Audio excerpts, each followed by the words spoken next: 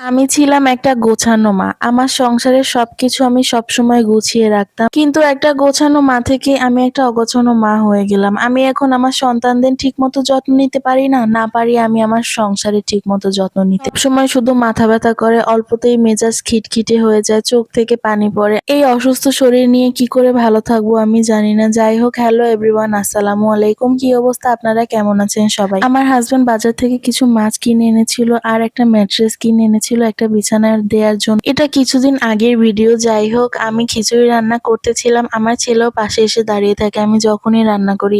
এই তো কিছু জুতা কিনে এনেছিল ওর বাবা বাসায় পরার জন্য, সেগুলো এনে আমাকে দেখাচ্ছে। আরো এনেছিল পেঁপে, এনেছিল আম, বাচ্চা খেতে চেয়েছে, এই জন্য এই সিজনে তো আম পাওয়া যায় না। এই তো আমার খিচুড়ি রান্না প্রায় শেষের পথে। আমি একটু লাস্টে ঘি ঢেলে দিয়েছিলাম। আসলে খিচুড়ি বা পোলাও বা বিরিয়ানি যাই বলেন, ঘি না দিলে যেন স্বাদই আসে না। এই তো আরো ছিল ইলিশ মাছ ভাজা, এগুলো দিয়ে আমি একটু খেতে নিয়েছিলাম, খুব